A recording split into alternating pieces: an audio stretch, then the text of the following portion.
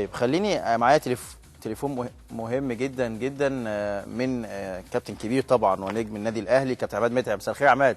مساء الخير يا كابتن حازم. ازيك يا كابتن؟ ازيك يا حبيبي؟ مبروك على الجواز، معلش ما شفتكش من ساعتها. الله يبارك فيك يا كابتن، ربنا يخليك. ربنا يبارك لك يا حبيبي. اخبارك ايه؟ طمنا عليك يا عماد. كل محبينك وكل يعني مصر كلها مش الاهلاويه بس عايزين يطمنوا عليك يا عماد. ربنا يخليك يا كابتن. الحمد لله الامور كلها تمام. يعني كان حصل شكوى كده من العضله الخلفيه وبعد كده ظهري في الفتره الاخرانيه، لكن الحمد لله يعني عملت زي حقن كده بسيط او كوي بسيط لماده كده موجوده في الظهر، والامور الحمد لله بشكل كويس وهبدا اتمرن. هي المشكله في الفقرات ولا في العضله يا عماد؟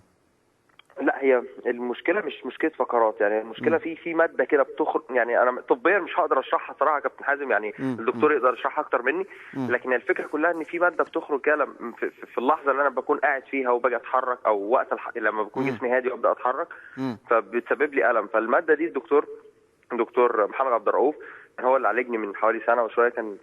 كان كوى الماده دي ويمكن كانت رجعت تاني.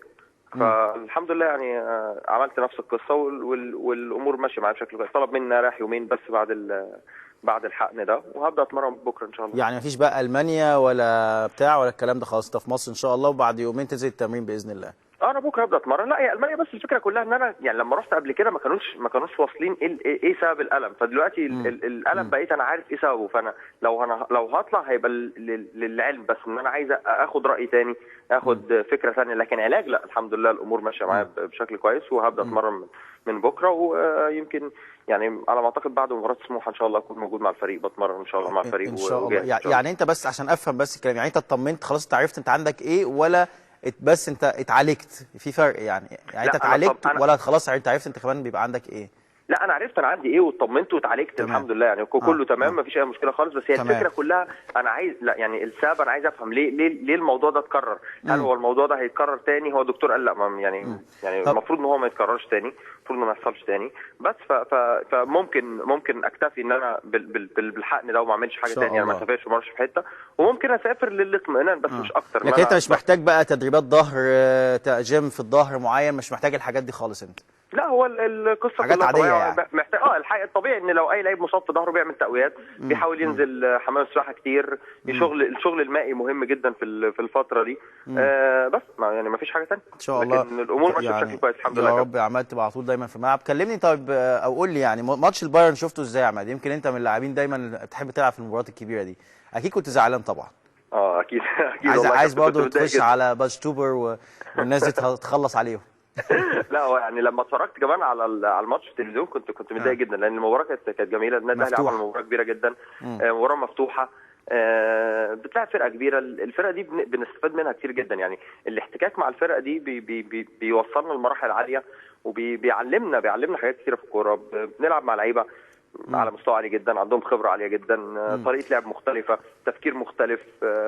احنا خبرتنا بتزيد وامكانياتنا بتزيد، وبدليل ان احنا الماتشات الكبيره دي بيبان مستوانا فيها. يعني لو حضرتك بصيت يا كابتن حازم اكيد شفت الماتش كان ماشي بشكل كويس، شفت النادي الاهلي بيقدم مباراه عامله ازاي. الشوط الثاني كمان ممكن يكون النادي الاهلي ما بيعملش ده في الدوري المصري. ما لسه هقول لك، يمكن احنا لعيبه او انتوا مثلا الاهلي بالذات بيحب يلعب الماتشات دي اكتر من الماتشات المحليه. بتلاقي اللعيب بيستمتع يعني بصفه عامه، دايما اللاعبين بيستمتعوا بالماتشات الاجنبيه او الاوروبيه اكتر من الدوري المصري. بتلاقي مساحات، اللعيبه قدامك يعني ما اعرفش، احساس بيبقى دايما مختلف تمام. دي حقيقه. يعني حضرتك لما كنت بتلعب يعني كنت متالق طبعا مع نادي الزمالك ومنتخب مصر، لكن لا والله دي حقيقه. يعني الناس كلها عارفاها، مش انا اللي هتكلم عليها. يعني لكن لما كنت بتلعب لما مباراه مصر وبلجيكا، مش يعني الاداء والشكل كان يكون الجو نفسه بيخليك مبسوط. الجو بيخليني مبسوط. يعني لما كنا بنلعب منتخب انجلترا احنا نازلين ملعب مبسوطين ان احنا بنلعب في ملعب زي ده، مبسوطين ان احنا بنلعب في جو زي ده، مبسوطين ان احنا بنلعب مع منتخب انجلترا. فالحاجات دي كلها بتخلينا عايزين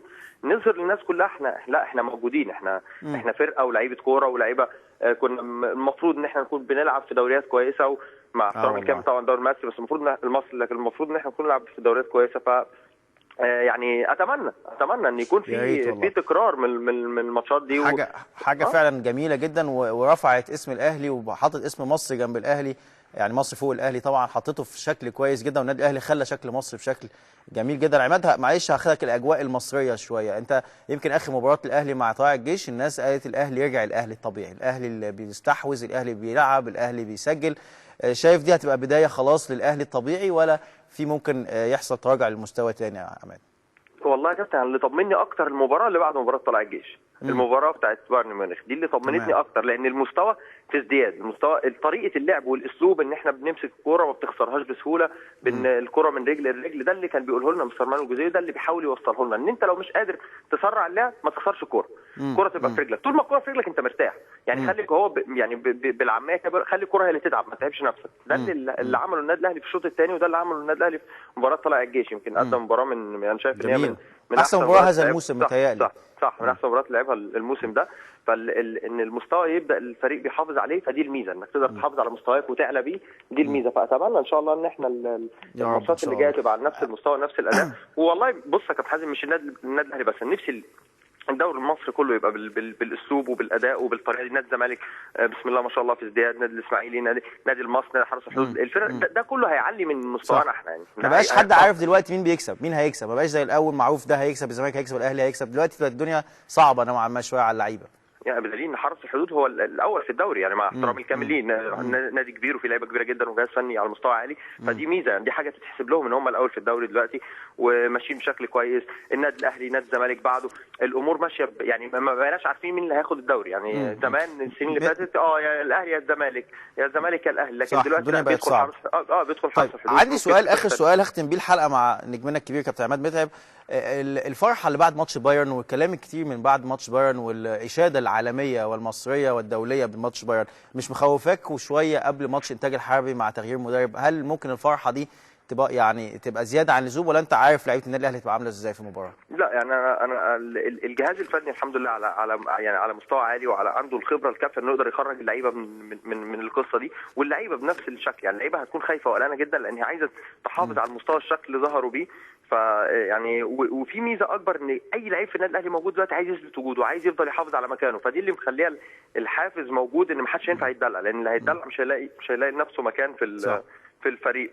فدي ميزه، ودي يمكن روح منافسه عملها مستر مانويل جوزيه في الفتره الاخيره، هو على طول بيعملها، يمكن الفتره الاخرانيه عملها لان في لعيبه كتير جدا مميزه موجوده، سواء اساسيه او في ناس احتياطي او في ناس ما تكونش كمان في ال 18. فما اعتقدش ان هيبقى في مجال للدلع او صح او للهزار في الفتره اللي جايه. بشكرك يا عماد، شكرا جزيلا وحشتنا.